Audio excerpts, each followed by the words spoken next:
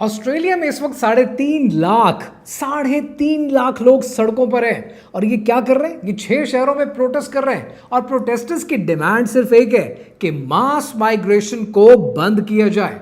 दूसरी तरफ यूके में हर दूसरे दिन किसी न किसी इमिग्रेंट के खिलाफ कोई ना कोई कार्रवाई हो रही होती है। उनके घरों पे हमले हो रहे हैं, उनके घरों पे पत्थर मारे जा रहे हैं और यूके का ब्रांड एम्बेसडर इस वक्त बन चुका है एलॉन मस्क। हर दूसरे दिन एलॉन मस्क किसी लीगल इमिग्रेंट या किसी इलीगल इमिग्रेंट के खिलाफ कोई ना कोई ट्वीट कर रहा होता है।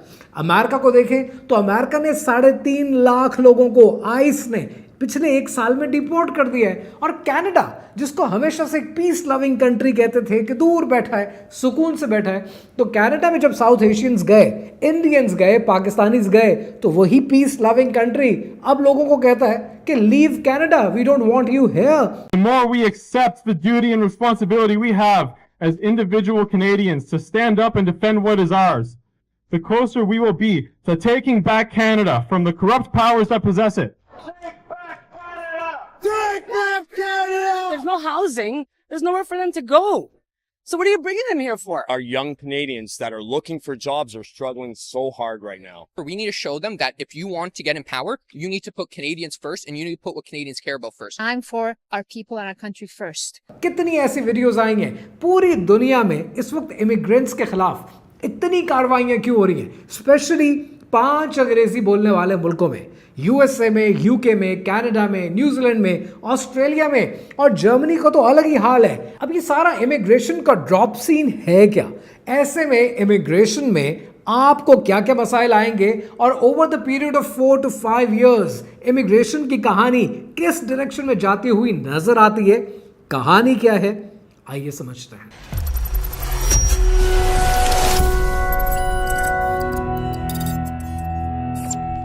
कुछ चीज़ों का हिस्टोरिकल पर्सपेक्टिव समझ लीजिए।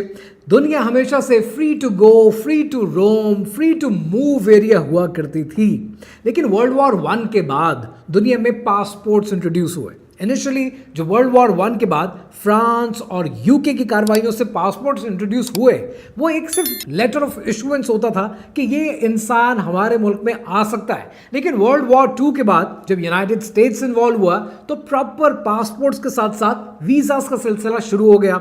अब जब जंग अजीम 1 में, जंग अजीम 2 में दुनिया में आबादी बहुत ज़्यादा मर चुकी थी, वेस्ट में बहुत ज़्यादा पॉपुलेशन लॉस हो चुका था, देन दे रियलाइज कि हमने अब दोबारा रीबिल्ड करना है। 1945 के बाद जंग अजीम ख़त्म हो गई है, अब हमें अपने मुल्कों को तरक्की देनी है, बट हमें वर्कर्स की ज़रूरत है। क्या हमारे लोग काम करने के लिए तैयार हैं? ये एक बहुत बड़ा सवाल था। 1940 में रॉल्फ प्रेबिश ने और हैंस सेंगर ने एक थ्योरी दी थी। उस थ्योरी का नाम है डिपेंडेंसी थ्योरी। वो थ्योरी ये कहती है कि जैसे आप ज़िंदगी में तरक्की करती हैं कौमें, तो उनमें कुछ बुराइयां भी पैदा हो जाती हैं, कुछ आराम तलबी भी पैदा हो जाती है। फॉर एग्जाम्पल, अगर मैं ज़िंदगी में तरक्की करूंगा, अल्लाह करे और भी तरक्की करूं, लेकिन अगर तरक्की करता रहूंगा तो मेरी कोशिश होगी कोई इंसान मेरी कॉल्स मिला दिया करे, कोई आदमी मेरी चाय बना दिया करे, because I am a busy man, मेरे पास टाइम नहीं होता। बिल्कुल उसी तरह जब कौमें तरक्की करती हैं तो उनमें कुछ आराम तलबी, कुछ काम चोरी, या यूँ कह लीजिए कि कुछ बुराइयाँ पैदा होती हैं। पहली बुराई, ये दोनों राइटर्स कहते हैं, ये कहते हैं कि पहली बुराई ये पैदा होती है कि इनकी कौम की जो यूथ है वो कहती है कि हमने तालीम नहीं हासिल करनी, सरकार बगैर तालीम के मुल्क चलाए, हमें तालीम नहीं हासिल करनी, हम पढ़ना नहीं चाहते। अब अगर ये पढ़ेंगे नहीं तो इंटेलेक्चुअल कैपिटल कैसे डेवलप होगा? दूसरी बुराई इनमें क्या पैदा होती है कि हम फौज में नहीं जाना चाहते, हमें मरना नहीं है, हमें जिंदगी से प्यार है। YOLO, you only live once, ये टर्मिनोलॉजीज इंट्रोड्यूस की जाती हैं। सो अगर जिंदगी से प्यार है, फौज में नहीं जाएंगे तो हमारे मुल्कों का डिफेंस कैसे चलेगा? वेस्ट इस परेशानी में बैठ गया। और तीसरी बुराई में ये पैदा होती है कि ये कहते हैं कि हम काम नहीं करेंगे, हमें बेरोजगारी अलाउंस दो, हम घर बैठना चाहते हैं, काम के बारे में हमें मत पूछा करो। तो अगर काम नहीं करेंगे तो डेवलपमेंट कैसे होगी? इसी को रॉल्फ प्रेबिश और हैंस सेंगर कहते हैं डिपेंडेंसी थ्योरी में कि ये ग्लोबल इकोनॉमिक इम्बैलेंस है। अब ये जो इकोनॉमिक इम्बैलेंस है ये किस तरीके से सही हो सकता है कि आप दुनिया के गरीब ममालिक से लोगों को लेकर आएँ जो पढ़े लिखे हों, ताकि वो आए, मज़ीद तालीम हासिल करें और हमारे मुल्क में काम भी करें, हमारे मुल्क की इकॉनमी में कंट्रीब्यूट भी करें, टैक्सेस भी पे करें। तो सिलसिला क्या होगा? सिलसिला इमिग्रेशन का होगा। इमिग्रेंट्स आएंगे, वो आपके मुल्क में काम भी करेंगे, वो आपकी फोर्सेस भी चलाएंगे, वो आपके मुल्क में इंटेलेक्चुअल कैपिटल भी लेकर आएंगे। और यही सिलसिला आपने देखा 1950 से लेकर 1970 के दरमियान 10 lakh Pakistani, Bengalis, Indians UK गए और जाकर क्या किया, फैक्ट्रीज में काम किया, हाउसिंग सेक्टर में ज्वाइन किया, घरों की कंस्ट्रक्शन की, बिजनेसेस बनाए। उन्होंने यूके की इकोनॉमी को इस काबिल बनाया कि यूके की इकोनॉमी 1980 आते आते 3% जीडीपी की ग्रोथ देने लगी।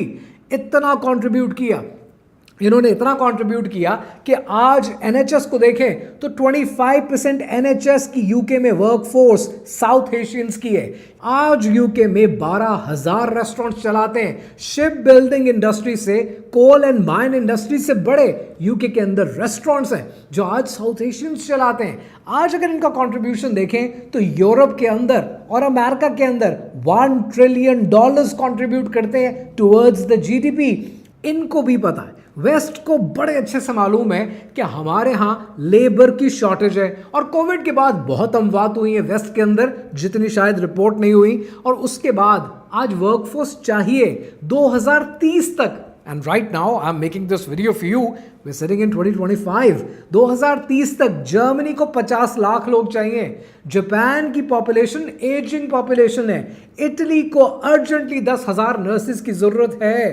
तो जब इनको भी पता है कि इमिग्रेशन इनके लिए इतनी ज़रूरी है, तो फिर सवाल बनता है कि आज कनाडा में मुजाहरे क्यों हो रहे हैं, आज यूएस में मुजाहरे क्यों हो रहे हैं, आज ये प्रोटेस्ट ऑस्ट्रेलिया में क्यों हो रहे हैं, आज हर तरफ इमिग्रेंट्स के खिलाफ इतनी भड़क, इतनी नफरत, इतने मसाइल क्यों हैं? उसका रीज़न क्या है, आइए समझते हैं। आज दुनिया में डी ग्लोबलाइजेशन हो रही है। दुनिया में ग्लोबलाइजेशन कौन चाहता है? इस वक्त अगर मैं बात करूं जियोपॉलिटिकल पॉइंट ऑफ व्यू से, तो सबसे ज़्यादा ग्लोबलाइजेशन चाहता है चाइना और रशिया, और सबसे कम ग्लोबलाइजेशन चाहता है यूनाइटेड स्टेट्स एंड वेस्ट। वजह क्या है? वजह यह है कि with the passage of time, जब दुनिया में ग्लोबलाइजेशन का एक गुबार आया पिछले 30 सालों में, तो अमेरिका से कॉल सेंटर्स उठे और अमेरिका ने वो जॉब आउटसोर्स कर दी इंडियंस को। अमेरिका ने टेक्सटाइल का अपना काम दे दिया पाकिस्तान को। अमेरिका ने सूती कपड़े का काम दे दिया बांग्लादेश को। आईफोन ने अपने फ़ोन उठाकर दे दिए चाइना को बनाने के लिए। सो पूरी दुनिया ग्लोबलाइज्ड हो गई। लेकिन अब जो दुनिया में चल रहा है ना, अब दुनिया में चल रही है डी ग्लोबलाइजेशन, कि हर मुल्क अपने रिसोर्सेज को वापस लेना चाहता है। We don't want to outsource, being the US, अगर मैं यूएस बन के बात करूं, we don't want to outsource our jobs to India, we don't want to outsource our factories to China. हमारे मुल्क में बेरोजगारी है, we need all those resources back. तो इसका पहला स्टेप इस साल आपने क्या देखा? पहला स्टेप आपने देखा टैरिफ्स इम्पोज कर दिए गए और पूरी दुनिया में टैरिफ इम्पोज करके अपनी फैक्ट्रीज को वापस लाने की कोशिश की गई। और दूसरा तरीक़ाकार वो आपने देखा आर्म ट्विस्टिंग, वो जिसको पंजाबी में कहते हैं ना मक्कू ठप देना। तो ट्रंप ने कितना अच्छा मक्कू ठप दिया है एप्पल का, टिम कुक का। और क्या किया? आर्म ट्विस्टिंग की कि हमें इंडिया में फैक्ट्रीज नहीं चाहिए, हम चाहते हैं एप्पल की फैक्ट्री वापस आए, और वो वापस ले आए। फिर उन्होंने तकरीर में अनाउंस भी किया हम फैक्ट्री वापस ला रहे हैं, इंडिया में नहीं चाहते प्रेसिडेंट, तो हम इंडिया में फैक्ट्रीज नहीं रखते। सो आर्म ट्विस्टिंग करके अपनी फैक्ट्रीज को वापस लेकर आए ताकि अपने लोगों को काम मिले। यानी in other words they are trying to prioritise domestic voter. इस वक्त अगर आप कनाडा देखें, यूके देखें, ऑस्ट्रेलिया देखें, यूनाइटेड स्टेट्स देखें, तो डोमेस्टिक वोटर के बड़े मसाइल हैं। नंबर 1 हाउसिंग क्राइसिस है, लोगों को घर नहीं मिल रहे। कनाडा में तो आप घर रेंट पे अफोर्ड नहीं कर पा रहे। There are so many cases going on जहां पर लड़कियां सेक्स फॉर रेंट पे आ चुकी हैं, यानी प्रोस्टिट्यूशन कर लेंगी, रेंट नहीं पे किए जा सकते। सो आज अगर ये हाल हो गया तो हाउसिंग क्राइसिस बहुत बड़ा। Along with that housing crisis के the other thing that you need to note down, वो ये है कि आज इनकी पब्लिक सर्विसेज चोक कर गई हैं। इनके पास सिस्टम नहीं है सिस्टम चलाने के लिए। एनएचएस यूके का फेल हो गया। डोमेस्टिक वर्कर को प्रायोरिटाइज करना है। And the third thing which is very important for you to understand कि आर्टिफिशियल इंटेलिजेंस बड़ी स्पीड से दुनिया में छा गया है। एआई के आने के बाद humanoids are just on the corner. जब ह्यूमनॉइड्स आएंगे, एआई आएगा, तो बहुत ज़्यादा जॉब लॉसेस मजीद होंगे। जब ये जॉब लॉसेस होंगे, एक दफ़ा अपने आप को वेस्ट की पोजीशन में रख के देखें। अगर आप वेस्ट के लीडर होंगे तो आप क्या करेंगे?